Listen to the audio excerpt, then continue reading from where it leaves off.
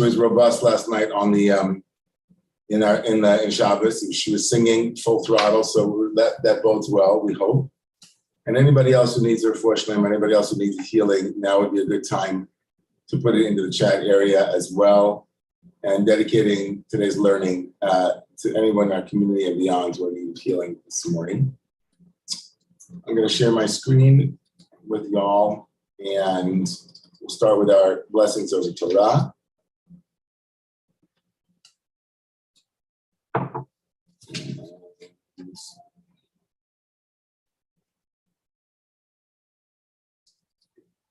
You know what?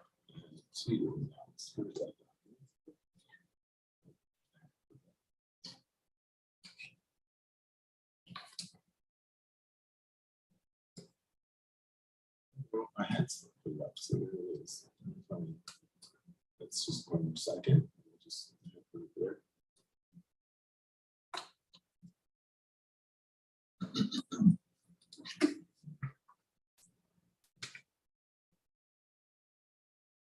Okay, shall we?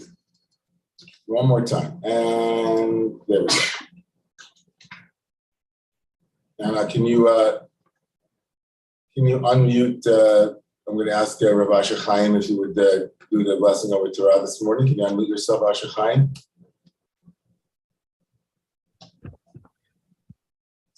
Baruch atah Adonai Eloheinu melech haolam asher qiddeshanu b'mitzvotav v'tzivanu la'asok b'divrei Torah. Amen. Amen. Amen. Okay.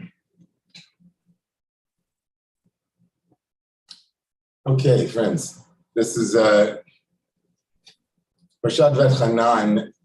Just want to make sure. A lot of multitasking going on here. Let me just Zoe, and then okay. Remember this. This was half of my job was learning the text sufficient to be able to teach. So Parshat V'etchanan and Shabbos Nachamu, they present us with a theme. First of all, Parshat V'etchanan more broadly. Forget about the fact that this is Shabbat called Shabbat of comforting, and it comes after Tisha B'Av. Parshat V'etchanan has almost everything in it that you could possibly imagine.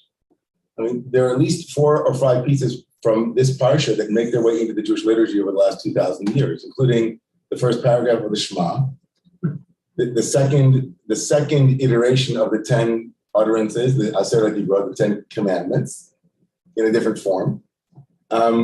You have in it words like phrases like "Vatem advekim b'Adonai Elohechem chaim kulchem hayom," like those of you who are clinging to God are alive today, which we say before the Torah service. You have other pieces of, from the Aleinu, right? V'hashevot is in this week's Torah portion. So we have when the liturgists came to look at a parsha that has in enough stuff to give you your nutrients, for the next 2,000 years. V'etchanan was like a gold mine.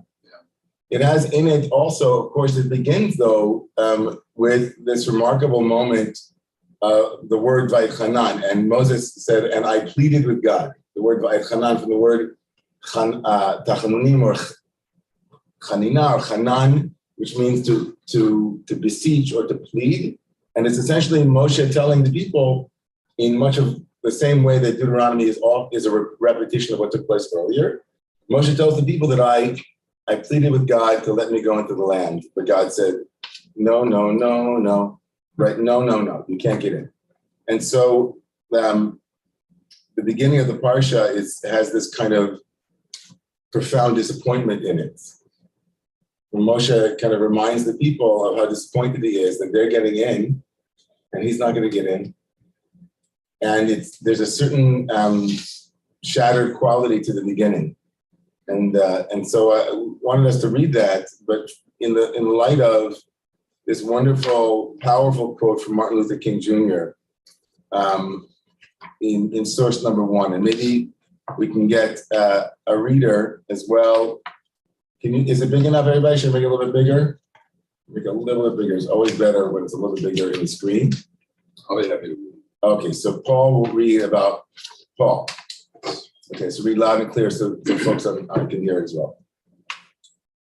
story of Paul's life was a tragic story of a shattered dream and a blasted hope. Life is full of this experience. There is hardly anyone here this morning who has not set out for some distant Spain, some momentous goal, some glorious realization, only to find that we had to settle for much less.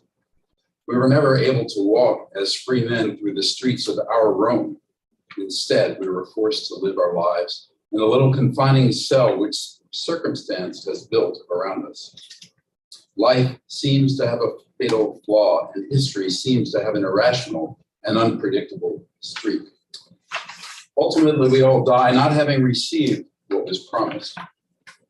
Our dreams are constantly tossed and blown by staggering winds of disappointment.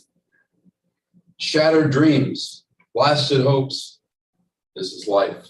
What does one do under such circumstances? This is a central question where we must determine how to live in a world where our highest hopes are not fulfilled. What then is the answer? We must accept our unwanted and unfortunate circumstance and yet cling to a radiant hope.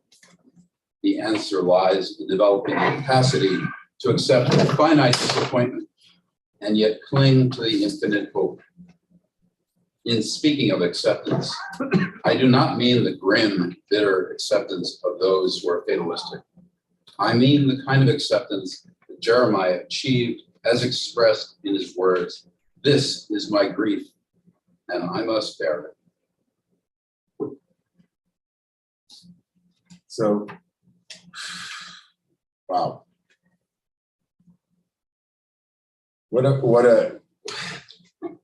Wow. Shattered dreams and blasted hopes. This is life. I'm sorry for those who are following along. I didn't scroll. My apologies. Getting back into my Zoom muscles aren't yet. I need some muscle memory. So, what a horribly pessimistic way to look at the world, and maybe realistic and honest and true.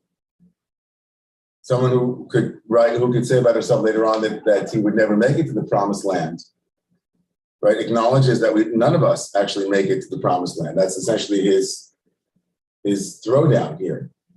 This is his inquiry, and what emerges from this honest and, depending on how you look at it, maybe depressing in the way of Anna Freud and post-Freudian depression, or Melanie Klein, that there's a certain depression that's the coming to terms with reality, and actually that's the depressive type. He says, this is life, shattered dreams. But then he gives us a mandate. He says, how do we live in a world where our highest hopes are not fulfilled? What then is the answer? And so he says we have to learn to accept unwanted and unfortunate circumstance, but to cling to a radiant hope, and to develop a capacity to accept finite disappointments and cling to infinite hope. Now, this, of course, could be yet another one of his rhetorical devices. Often great orators, and obviously Dr. King was a great orator, he kind of works with finite disappointments and infinite hope, right? It's kind of like, how do you do that? But he quotes Jeremiah in source number 2. And maybe someone here can read Jeremiah. Anybody want to read Jeremiah, the second source? Let's see,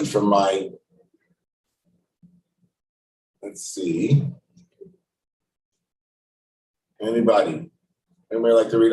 Good, Beck.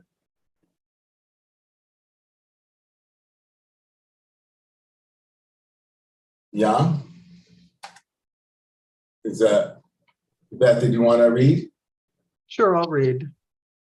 Did you have your hand up to read or for a question or a point? I actually was going to make a comment, but I can read too if you like. Please, yeah, just read the verse from Jeremiah and then make a comment. That'd be great. Okay, sure. Oi, li'al shivri nachla makati ve'ani amarti ach ze chali ve'esa enu.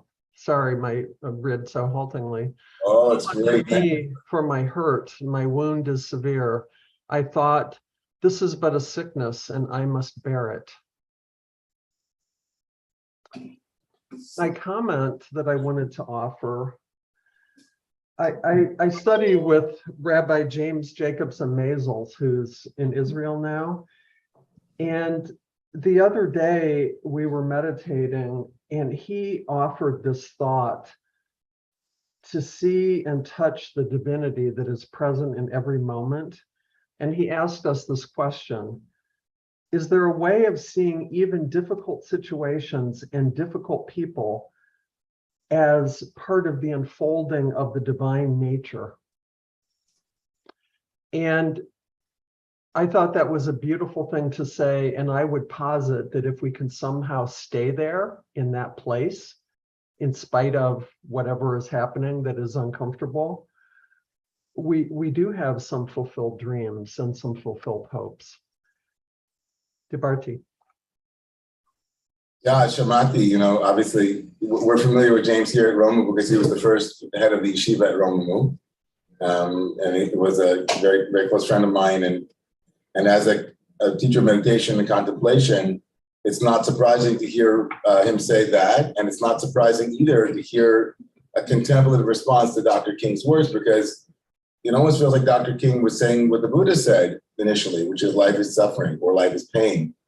And life is that the cessation of suffering in the Buddhist term would be, right, the path, the eightfold path of the Buddha. And much of contemplative practice is being able to be present with what is uncomfortable and disappointing and unsavory and so on. And yeah, it's really kind of an analog to what Dr. King is saying, the capacity to both acknowledge significant disappointment or that dreams and imaginings of how our lives or how life will unfold are met with a kind of what he calls an infinite radiance or infinite hope, a radiant hope. So what is his, like unfortunately for us, Dr. King and others often, even with their great prose, don't give us a path for becoming more capacious with this dilemma. And part of what Rabbi Meisels was saying, and what James was saying was, in contemplative practice, one actually does this thing. One holds infinite hope with finite disappointments as they come and go, and one discovers, joys, and one finds, promised lands and so on that are significant. So we're gonna thank you for that, Beth. I know that this is gonna open up, and so before we open up, I'd like to actually read the piece, source number 3 from the Parsha, and look at Moshe's preparation and the words used from God, or at least imagined by Moshe back to God, and then see some of our wisdom masters before we open it up more fully for our voices, just to see what they had to say about this particular dialogue that Moshe, or this real monologue, actually Moshe initiates. So let's look at source number 3. Let's get a reader in the room.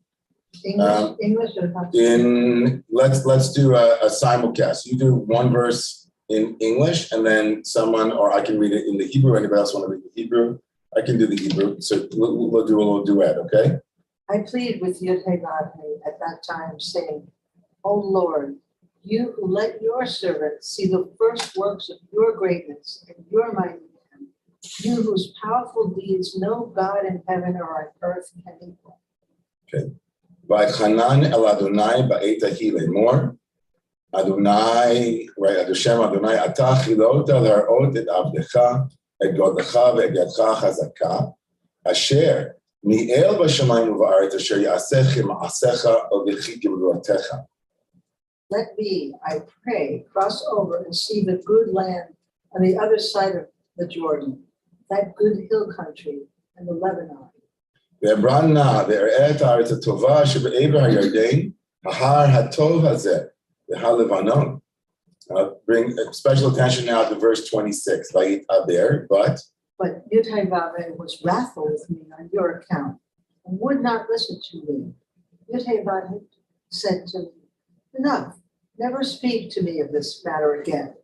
Go, ויתעבר אדוני בי למענכם, ולא שמע אליי. ויאמר ירבב אליי, רב לך, enough. אל תוסף דבר אליי עוד בדבר הזה. go up to the summit of Pisgah and gaze about to the west, to the north, the south, and the east. Look at it well, for you shall not go across yonder Jordan. Give עלי ראש הפסגה, ושא עיניך ימה צפונה תימנה ומזרחה, וראה בעיניך כי לא תעבור את הירדן הזה. Give Joshua his instructions and imbue him with strength and courage, for he shall go across at the head of this people, and he shall allot to them the land that you may only see. וצווה יהושע ויחזקאל ויעמסהו, כי הוא יעבור לפני העם הזה, והוא ינחיל אותם את הארץ אשר תראה. Meanwhile, we stayed on in the valley near Beth Peor. Thank you so much, Alina. Vanesha Bagai Mulbeit Peor. So this is remarkable. It's remarkable, 8 verses in the Torah where Moses essentially says, and again, all of this is retrospective. All of this is Moshe repeating to people what, in some early midrashic form, like Moshe is the first midrashist in the Torah. He's repeating in Devarim many of the things that took place earlier on in the Torah, but he's adding glosses and he's alighting over certain important things and highlighting others. And so in his remembrance of what took place after he should have spoken to the rock and said he hit it, right? God gets upset with him and with Aaron. But God says to Moshe in particular, you're not going into the land, right? Enough's enough. Now, in verse 26, this is kind of the pivot point of this retrospective. Because Vayit'aber Adonai bi lema'anchem, and God became angry with me, and lema'anchem. The word in Hebrew, lema'anchem, or lema'an, right? Lema'an means for your sake or for your, right, on behalf. And it has both, it has a dual function here as a kind of multivalent Hebrew word. It can mean God became angry with me because of you, or it can mean God became angry with me for your sake. Right? The first one makes a lot of sense. It was like, oh, Moshe's blaming the people, saying it was your fault that right? It was because of you, because of your needs, right? Moshe is essentially shirking the responsibility. God gave him clear directions and said, right, don't hit the rock, speak to the rock, and Moshe instead hit the rock. And so, but here in Moshe's retelling, he's not owning that it was his fault. He says it was your fault. Because of you, that's why I'm not getting into the land. Right? I'm not going to get it because of you. But another way to read this, and a way that the tradition picked up on, is actually in the second valence, which is, for your sake, God decided that I would not enter the land. Now, what would that mean? Like, what would it possibly mean to say that because for your benefit, I am not in the land?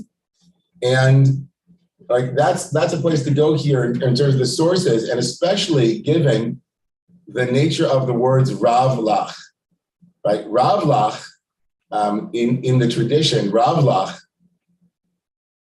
Does anybody know where Rav Lach appears in the Torah, other places? What does Rav Lach mean? It's Rav. What's Rav? Great. Like great, a lot.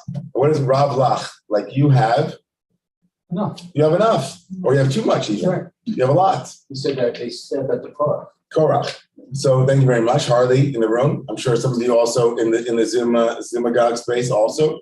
Like Rav Lach is a phrase where Moshe turns to his mutinous cousin and says, "Really? You want like Rav Lach? You have enough. Like what's up, Korach? What's with the rebellion? Given that you are part of the elite, right? You get it, Rav Lach." And here, Moshe is being told by God, Rav Lach, right? Rav Lach, you have enough, right? Or it could be in the way that like Everett Fox here translates, like enough, like I'm done, like stop, like the conversation's over.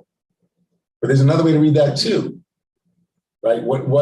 There are other ways to read what Rav Lach means, and in the context of this disappointment and shattered dream for Moshe, and the hinge on the word lema'anechem. So let's look at Rashi. Great, right? Always look to Rashi to find out what Rashi thinks about Vayet Hanan. So Rashi says in source number 4, can we go into, we're not, anybody want to read? I'm not taking comments yet for a little bit. We need to go through some more sources. But anybody who would like to read source number 4 in the Zumagog, anybody? Any Zumagoggers? Rav David.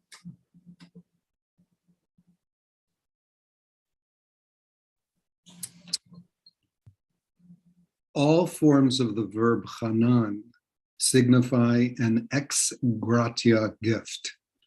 Although the righteous might make a claim to reward depend upon their good deeds, yet they solicit from the omnipresent only an ex gratia gift. Because the quote, because he had said to him, I shall show grace, v'chanati, unto him I shall show grace. He, Moshe, when referring to his entreaty of God, uses the expression, I implored grace, va'et chanan. So thank you, David. So Rashi here kind of gives us a general gloss on what's going on here. What is Moshe essentially saying to God? I don't deserve to go into the land. My dream is itself, right? I recognize, at least in this reading, Moshe is expressing a kind of, I could tell you that I deserve it, but there's certain quality of Moshe here that says, I don't have anything. I don't deserve anything. Everything is a gift. Would you please let me go into the land as a grace, as a sign of like chanina or tachanun, means like, not because I have anything that would demand it. So kind of Rashi frames the word by chanan here, not just that I supplicated, but like there's something in the supplication that is speaking to Moshe's general posture vis-a-vis like my dream. Like it's a dream. It's what I hope for. But I'm not going to make a claim that you should, right?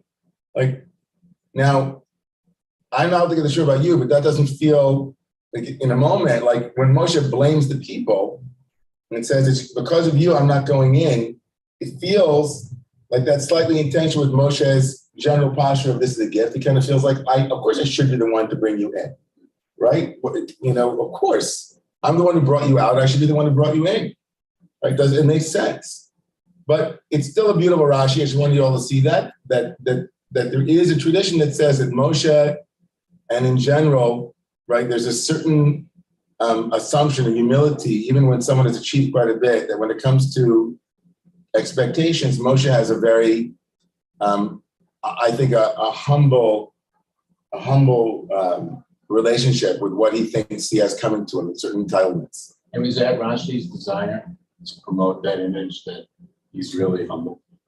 It's a good question. Like, what's in it for Rashi here to say that Vayet Hanan happens to be, a free gift? That the word Hanan, which means to supplicate, comes from the word Chinam, which means free. So, he's quoting the Midrash in Tanchuma. It's really a question is, what is the Midrash Tanchuma's angle that Rashi quotes? It's an earlier source that Rashi's quoting, but clearly there's something here. It could be that Rashi, in the simplest way, is trying to figure out why, of all the words Moshe used to talk about prayer, he used this particular prayer verb. The Midrash might be picking up on that too, but have an angle at the particular moment to say that one of the qualities of being a righteous person is that you don't feel that you live in a quid pro quo world, that you live in a world where that everything you get is gratis, everything that you get is gravy, and that you acknowledge that. I guess theologically, why does God need to know that we feel that way? I think it's more from a humanistic perspective that it helps us to recognize that, maybe to manage our expectations and our dreams to some extent and not turn our dreams into claims or entitlements. That might be a check on that possibly.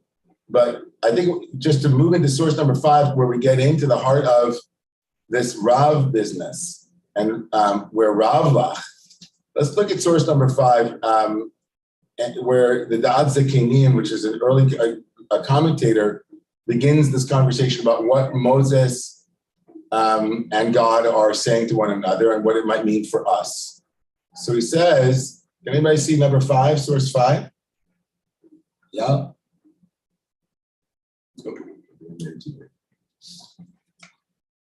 Anybody in the Zoomagogue want to? Actually, let's hear. Anybody in the space on site want to read number 5? Sure.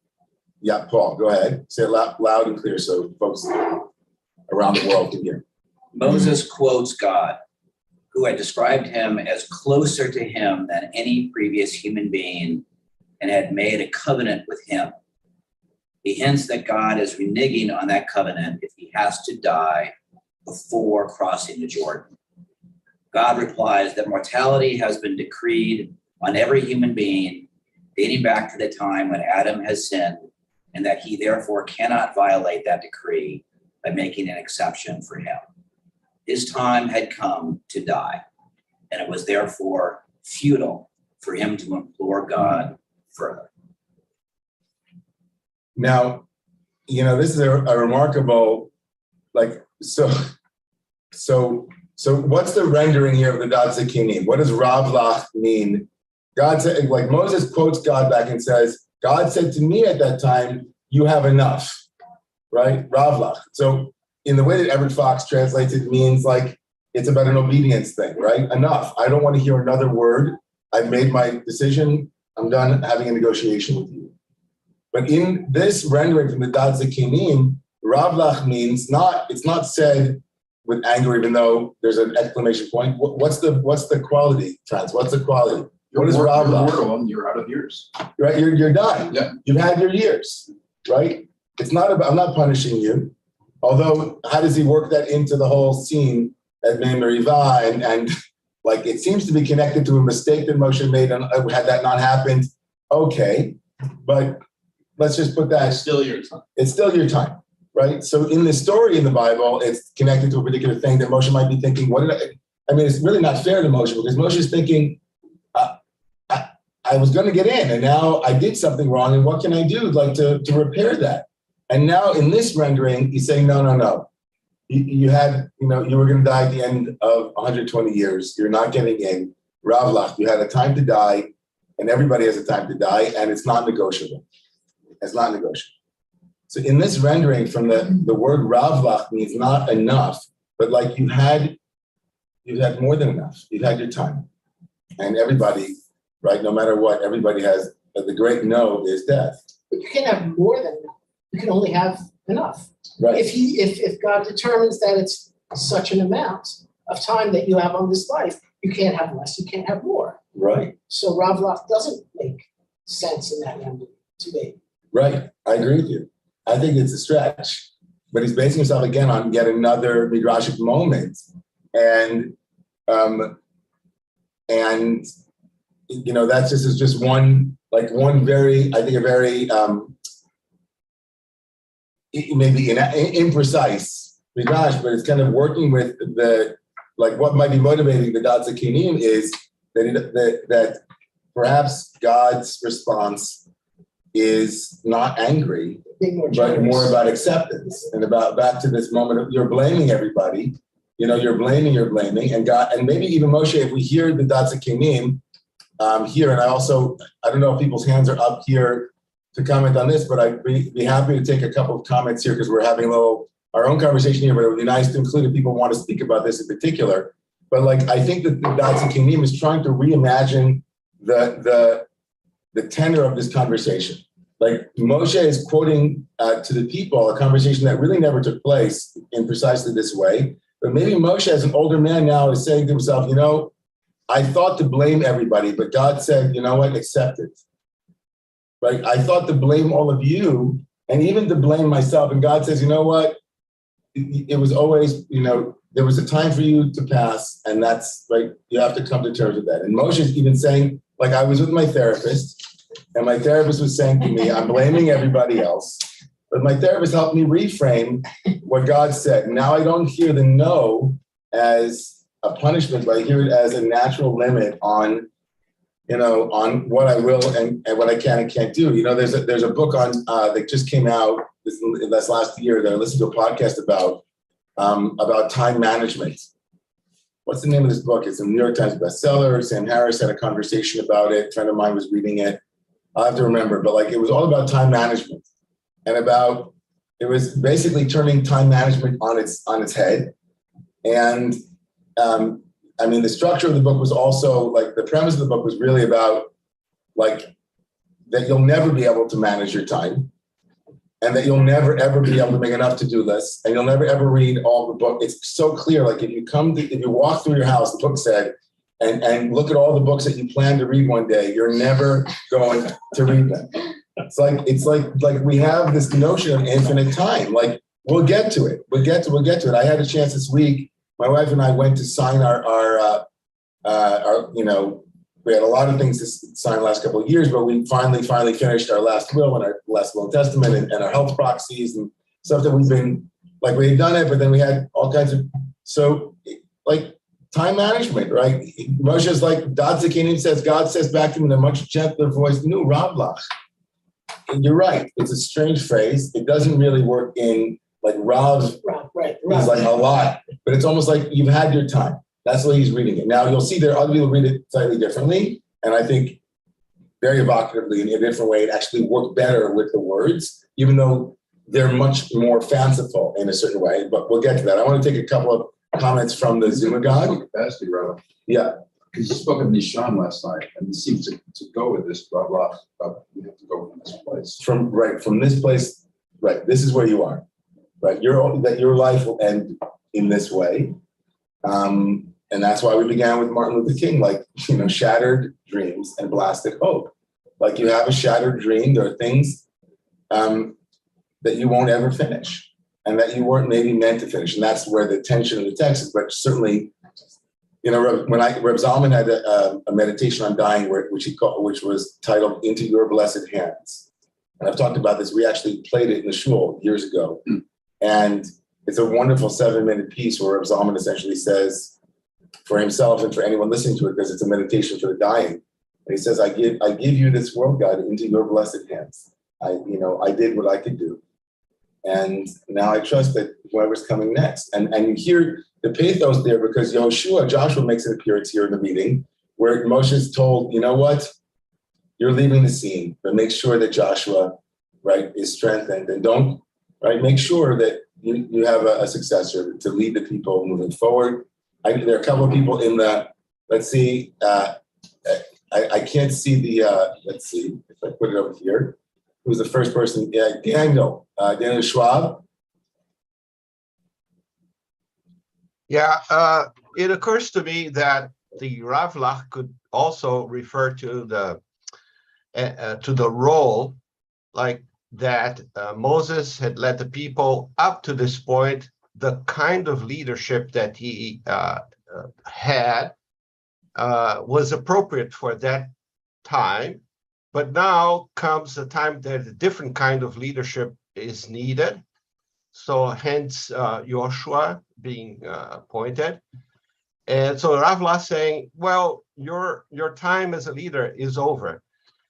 And I think this also ties with the idea of humility of Moshe recognizing his failures. I point to the fact that he talks about the judges later on, where in that episode he admits that he can't handle it, right? If you recall, he admits to his own limits, which is a kind of failure, you could say, to being a leader, right? He admits to that.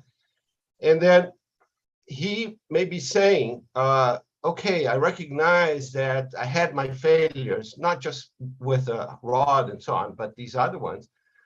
But maybe you can let me in as a citizen. Okay, forget about the leader and so on, but just like a normal person, right. Be gracious. Right. And then I think there's a bittersweet experience, and I'd like to tie that to Martin Luther King's text about that he goes up on the hill and he glances and sees over that unattainable dream, right?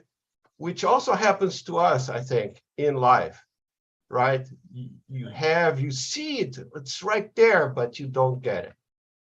Dibati.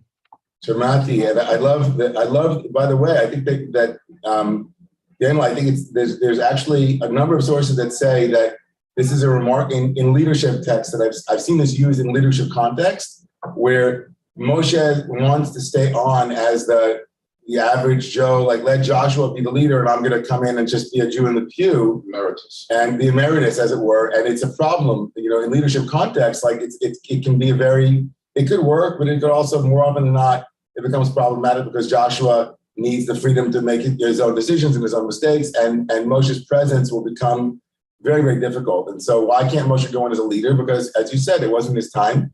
We'll see in a moment some of the renderings of other sources around Ravlach as what you will bring with them, or what will be brought from you with them, what you, Moshe, have already given them that they'll take with them. But like what you're saying is very poignant, and certainly pointing out that it's so, that it is very poignant. I cry every year when I read it, that Moshe looks over, that he can't see it.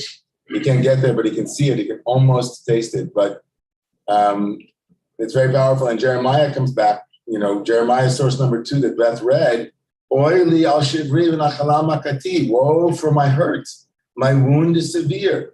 But then Jeremiah says, I said to myself, and of course the verse tells us what he said, as if that was a practice. I said out loud,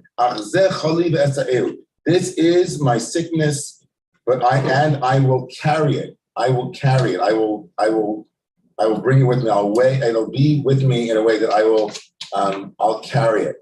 So thank you for that comment.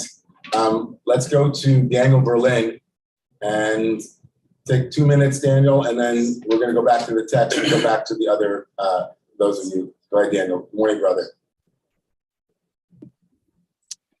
So I want to look at the response that the divine gives to Moses about going up to the summit of Pisgah and gaze about to the west, the north, the south, and the east. Look at it well.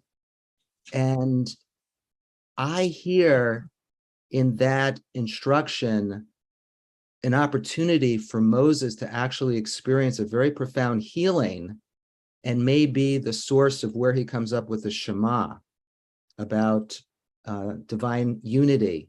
Because I imagine Moses actually going up there and really looking, really seen on a deep level, on a psycho-spiritual level. Just as Mitzrayim is within us, so is the promised land. And I think Moses has a very powerful experience of realizing that the promised land is within him. He doesn't need to go there. And he has this experience of his life has been fulfilled, because the promised land is potentially anywhere and everywhere, even in the darkest moments, even in his failures. And he comes to a place of peace that allows him to die. This is a story about his preparation for dying. And I think he experiences a kind of unity and acceptance up there, because I've climbed a lot of mountains all over New England, and I know what happens to me when I'm up on a mountain. There's a perspective that is unique. And he spent a lot of time on Sinai. So I'm imagining that there's something very powerful happening in him. It's maybe a little midrashic, but it leads to something healing and psycho-spiritual for me. Well, I just want to pick up on what you're saying, Daniel, because obviously this is a death scene, and it's not the only one. There will be other death scenes, but I want to pick up on Moshe's kind of negotiation. And I think you're right that he gets to a place of acceptance, and psycho-spiritually, I'm not altogether sure that he gets to the place where he thinks, oh, everywhere is the promised land, although could be on psycho-spiritual level, that's certainly true enough. And the Shema is in a moment about to happen. And so maybe that's how he has that realization that everywhere I go, there I am. Or as we said last night in the shul, Misham, from whatever place you can find God, right?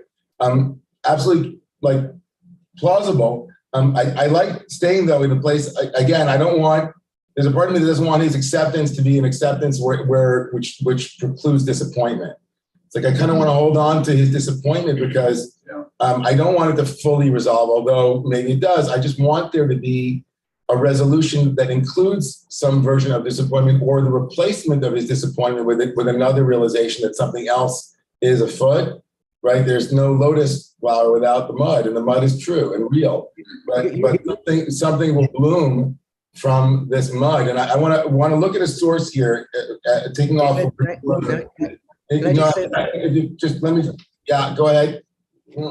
Your classic teaching for me is always about what spiritual maturity is, the ability to hold contradictions and irreconcilable differences. And maybe Moses is having a David Ingber moment up there. He's very, he knows how to sell the point. Let's give Moshe a little credit. Nice. He's up on Mount Nebo, which is the mountain of prophecy. Yeah, absolutely. It's absolutely true. So I know. All right. So nice, Brother Daniel. All right. So let's look at the Sifrei, source number 6. Let's look at the way the Sifrei, early Midrashic source, works with the Ravlach. Let's look at the Ravlach, and then we'll go to a Hasidic commentator and see if after those we then will add or modify. So look at this conversation. The Sifrei, source number 7, right? Source number 7 says essentially Ravlach, right? Amar lo habe shamur lecha. Anybody want to read the English? Much for you. What does God say? Yeah, anybody? So, a lot is being kept for you, stored away. Tzafun, which means hidden for you. The Midrash here quotes the verse in Psalm 31 that says, hey, there's a lot that's being tzafun, hidden away for those who fear you. Right? So what's the Midrash here? So the Midrash quotes Isaiah 64:3, all of it in one vein. The first voice in the Midrash says that when God says Ravlach, right back to your question about Rav, which means a lot, where is there a lot? Not you had enough years. You still have more coming to you. Ravlach meaning like, wait, you're going to leave the scene, you're going to die, but guess what? In the world to come, there's a lot, Rav, there's a lot waiting for you. So in the first rendering here of the Midrash, it kind of tempers Moshe's disappointment, and this is a common religious move, right? By splitting the world into this world and the world to come, right? Whatever you didn't get here, right? It'll be better for you there. Don't be disappointed. I know that parents say this often to kids, like, it's not so bad, right? You can put up with it. You're going to get a candy, right? It's not so bad. So like kind of this angle on Ravlach is truer to the words, but also demands more belief. That's you better believe that it's a more Christian point. It's a Christian, Jewish also. It's like it's also karma. There's a lot. Every religious tradition to some degree works with Good like karma. with the finite disappointments by positing infinite hope, but not in this world, but in a future world. Okay. Now look at the second source, which is much more along the vein of what Daniel said. Both Daniels. Second source, you see in the middle of the page, Davar Acher, another idea. Amar lo, God says, this is so beautiful in the Midrash mind. Harbe Yagata, Tony. Harbe Yagata, wow, you worked so hard. Harbe Amalta, whoa, did you toil? Say Moshe Benach, Moshe, go rest. Shnei Amar, lech. Go to your reward and rest. Amar lo. He said, so Moses says, no, right? He says, so God says to him, if you don't rest, you'll go in, let me go in. I'm sorry, Moshe says to God, I'm going to negotiate. Let me go in as a regular person, a Jew in the pure. Marlo, you were once a king. You can't now go back to being a private citizen. It won't work. Amar lo imlav, as the Talmud Yoshua says, if I can't go in as a commoner, let me at least now reverse everything. I will be the student for Yoshua. Amar lo, God says, Ravlach. Meaning now reading the word Rav, which means harbe or a lot, as in a very playful and poor reading, but Rav, meaning you're a rabbi. Rav lach, aren't you a Rav? You're his teacher, you can't become his student. Haravna said, Talmid, the Talmido, can you become now and reverse this order? Amarlo, imlav, echanes derech avir, let me go in through the air or through space. Right? Or derech halal. Amarlo, v'shama lo tavo. He says, you can't go there. I already said, you can't go. Amarlo, imlav, asmosa yavir sayardin. He says, what about my bones? Right? Just like Joseph and Jacob. Amarlo, kilo tavor sayardin. He says, you can't go in, you're dead. I said, you're not allowed to go in. Amarlo, Moshe, av atzmosecha liyavir sayardin. Says then even your bones will not come in. But don't speak to me even more on this. Amarlo, but the bar is out the vacation many of but the bar cher gazor like. He said to him, I won't speak to you again in this matter, but can I speak to you in a different matter? Mashal let me give a parable. The melech shegazal b'no gzera kasha to a king. Parable of a king who decreed something difficult against his son. Ayaha ben, and the son was asking, please, right? To receive, please. And he said to him, Amalo, he says, but I said to you, you can't have the candy, but I didn't say you can't have cookies. So why not ask me for cookies? Amalo imlav har'eni. So he said to him, this is where the whole business of show me the land. In other words, I said you can't come in, but I didn't say I wouldn't show you. So Moshe had asked for him to show him. It wasn't originally, he wasn't supposed to see it, but Moshe begged, and finally God said, listen, you're right. I said you can't go in, but I didn't say that you can't see it. And then God finally shows him the entire beautiful land. In other words, one door was closed, but Moshe found another way. And the whole point of this conversation is to say to him, right, you don't take no for an answer. Take no for an answer for one thing, but not no for an answer for everything.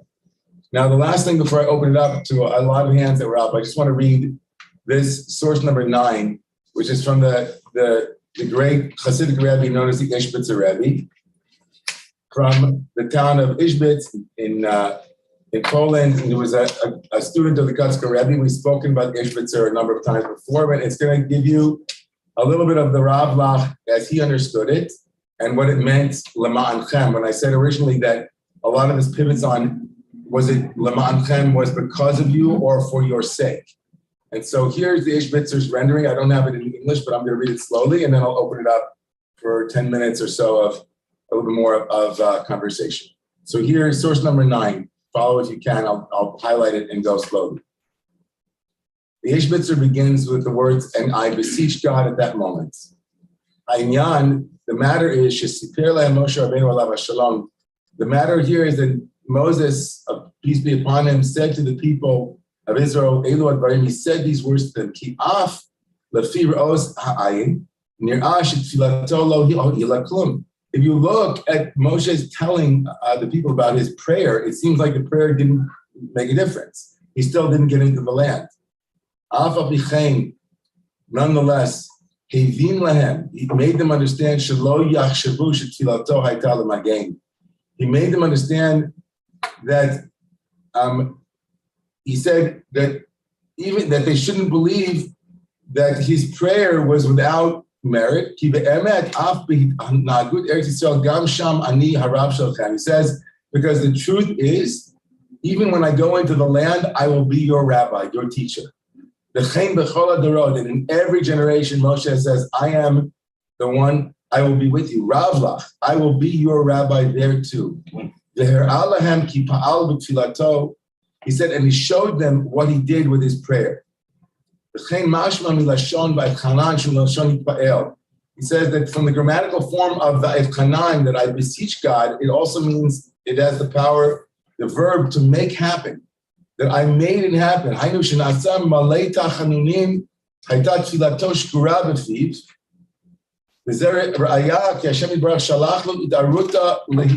says, my prayer was in my mouth, and God wanted me to pray these prayers. That the prayer arose in me because there was an awakening from the divine that I should pray. And if God had put those words in my mouth, then of course it would not be an empty prayer. And he said that's what it means that I prayed at that moment. Meaning at that moment, even after God had already said no, he still prayed. He says, even though I knew that my prayers were coming on, as it were, after a decree had been decreed, but I didn't stop. I still prayed because there was a desire in me to storm heaven. And so I prayed, right? But say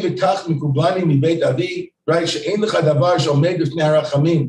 He said that even when it seems like there's no way out, there's no hope, one has a yearning to pray, one should pray. It says this is the teaching of this beginning of this third portion, that one should never give up hope, right? Even with finite disappointments, one should have infinite, radiant hope and should pray as if everything is possible. It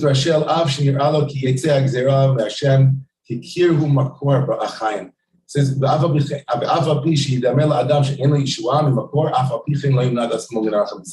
the entire Ba'at Hanan is to teach us that Moses' lesson and Moses' modeling for us was always, as Martin Luther King said, you're going to live your life with finite disappointments. But prayer itself, and Moshe's recording his prayer here, is to show us that he didn't give up. He had infinite hope, and something came from it. Something came from it. Even though he wasn't going into the land, what came from it is that he recognized that he could teach the children of Israel that they also should never give up hope. They should continue to pray, even when it seems like there's nothing that the prayer will help to make happen. And then he says this last thing, later on it says, you, God, have helped me to pray. Moshe said to God, you gave me the yearning to pray. You opened an opening for me, right? You opened my heart to pray.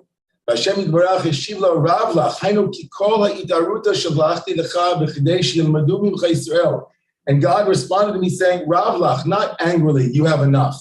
But Ravlach, you're a rabbi too. Now, even as you pray to enter the land, this will become a prayerful model for the Jewish people and for humanity to continue to hope again, right? Even in the face of obstacles that seem impossible, Ravlach, you are their teacher in this regard. And that's the way, right? And so Leman here in the rendering of the Ishbitzer, the rendering is not Ravlach, you are right, you have much, or that you had your years, but you are Leman. God said no for your sake, so that I would then pray and model for you what it is to hear a no and to find another opening. I like this one. Right, you like that? It's like that's the Hasidic rendering here. Ravlach means you will always be a rabbi for them, and your teaching will be that when I said no to you, you said, okay, I got it. But is it okay? It would be okay if I saw from the. Would that be okay? Like the climate bill. Right. Like the climate bill. I mean, Mamish like it was dead a couple of weeks ago, right? It's not the promised land, but we have a vision, right? Finite disappointment, but infinite hope. And you get back up in the morning and you pray and you make a way. So I'm gonna leave it open. It's 9:43. I see a lot of beautiful hands up. And we'll go in order. Brother Jay. We'll take Jay and Jill. Please be brief. No answers. And then we'll do Wendy. Go ahead, Jay and Jill. With respect, I have a problem with the reframing on two levels. And I think there's some other interesting psychological things happening here with Moshe.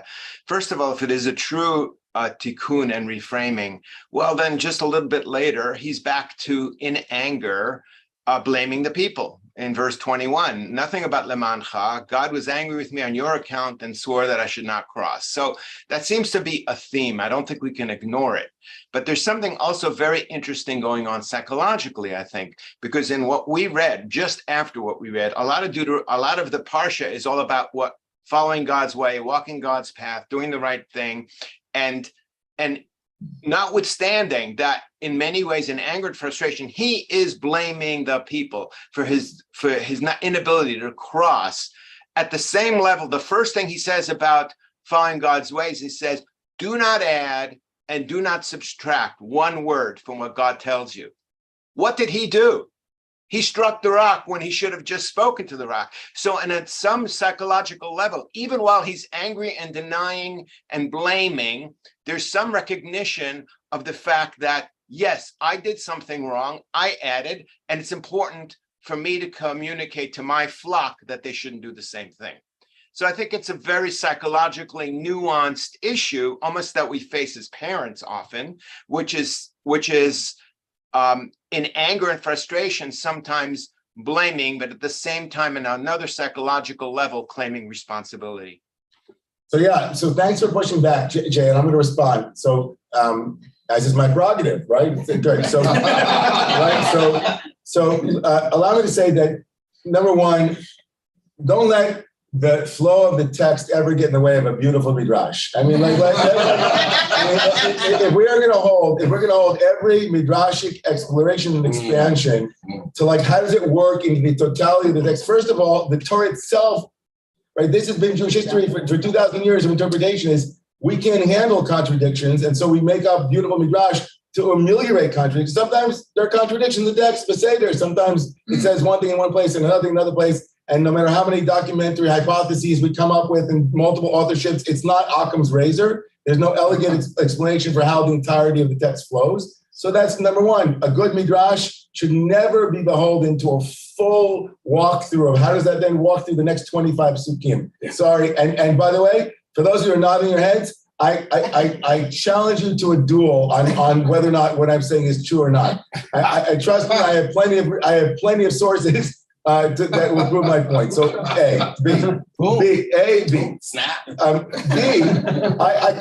could not agree with you more. I think that the text L'ma'anchem and Moshe's blame game is something that in the character of Moses is deeply problematic.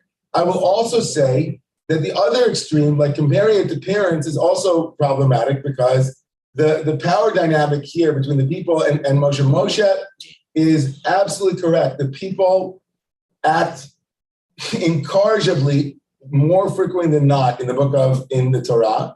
And Moshe himself acts often in ways that he needs to learn and evolve as well. And they're equally true. And I don't personally buy into the assumption that Moshe should not be blaming the people. It's true that there are things that the people did that he should blame them for. And there are things that he should not be blaming them for. In this case in particular, it's clear that he's blaming them for something that wasn't his fault, as it were. He's clearly out of line, and I agree with you. It's painful to watch, and I feel like on some level, it makes Moshe very deeply human when we read his life against, right, that he wasn't always this vessel of, he really desperately wanted to enter the land, and in some ways, some of these midrashim are actually softening his blame game and making it slightly different. And the way that he hears God's voice, right, telling him God is the parent in this text who gently tells Moshe, right, stop blaming everybody. It's going to be okay. And you had enough. So it's true, Moshe is problematic, but in the rendering of the Midrash, God comes out as a really smart, psychologically savvy parent. He says just the right thing to get Moshe to accept his fate and appoint a successor. So yes, thank you for that. We're gonna Jill, go ahead. Yeah, I just have thank you for this beautiful discussion. I just have a short comment. My comment is based on the part where basically it's, it was Moses's time, and we all have our allotted time. When I was very little, I was taken to a great aunt's funeral, probably too little to go to a funeral. I didn't really understand. It was very upsetting to me. And another aunt calmed me down, and she just said, it's okay. Life is like a train, everybody just has a different stop. And it was just her stop. So anyway, I just wanted to share that. Yeah, thank you for that. Life is like a train. Wendy. I was going to say that, culturally from the time of Moses, that Moses is always referred to as Moshe Rabbeinu, our teacher, and for the thousands of years since his death. And so he is always our teacher because he's always referred to as Moshe Rabbeinu. The other thing is the fact that he lived 120 years. culturally, when in the Jewish culture, that if you want to wish somebody like a long life, you say, may you live 120 years like Moshe Rabbeinu, which is kind of interesting because there are definitively people in the Torah who live much longer. But, there were people who live much longer, but I think the 120 years, like Moshe Rabbeinu, is because he led a full and complete life. And the thirds of his life, the 40, the 40, the 40, he led a full and complete life. And although he didn't live the longest from all the people in the Torah, he led the most full and complete life. So Moshe lives a full and complete life, and Wendy is saying, I'm not sure if people in the Zoom could hear, Wendy was saying that it's interesting that, of course, Moshe becomes, in Jewish history, from the time where, right, that at 120 or 120 becomes like the uppermost limit, and he becomes like the limit, right? He becomes like we say, maybe reach his limit, but it also limits, and it's not more. It's not like, right? Right. And yes. Also, I was going to say that his brother died on the 1st of Av, and Moshe died on Zion Adar, which are polar opposites in the calendar from an astrological and a Kabbalistic point of view. So it's kind of like a balance between Aaron and Moshe. And one last quick comment is that there are multiple times in the Torah where Moses argues with God to say, please let me in, please let me in, please let me in. And all the times when he argues with God, he always lists all his accomplishments. He never says, I'm sorry. He only lists pieces. He's a man. What do you multiple times that he begs to go into the land. Yeah. And his strategy is to list his accomplishments rather than be contrite and apologize. It's a powerful last comment from and we're gonna, those who want to stay obviously can stay. We have to go at 9:51. But my intention in teaching these texts was to highlight the piece of the pathos, I think, that it's in Ravlach and in Lama'anchem, that like in some way here, Moshe Rabbeinu is, as you said, Wendy, Moshe Rabbeinu is also our teacher. Like when we looked at Ravlach as an angry retort from the divine, and again, Moshe is remembering this, it becomes a kind of like, shut up, right? Shut up and just accept it. In some of the softenings from the Daz Zekinim and the others, it was like, no, Moshe has been told to accept this because all limits are difficult, but like this is your limit. This is your train stop, as Jill said. And in further renderings, Moshe has been told that your who you are will go on with the people. And even this last moment of your like flailing your arms to go into the land will become a model for future generations to hold on to what Martin Luther King said is infinite hope, even amidst intensely painful, finite disappointments. And so Moshe then becomes Ravlach, becomes a teacher for all of us, not in his blaming, but rather in his willingness to continue to hold on to this hope of the promised land being a place that he might enter, even as he was told no. And so in some way, he has resignation, but it's not infinite resignation. It's finite resignation with infinite prayer possibilities. And it becomes like a way for us at a moment when we feel a great no has been presented to us to imagine ourselves like getting up to it nice and close and finding another way in or another possibility. Now, it could have been that Moshe could have been a greater teacher in Wendy's rendering here, where if he had just said he was sorry for the reason that he didn't, right, he was told he couldn't get into the land. Maybe that was something that Moshe couldn't come to say for himself, I was sorry. Maybe he doesn't really fully understand why he was punished to begin with or what he did wrong fully.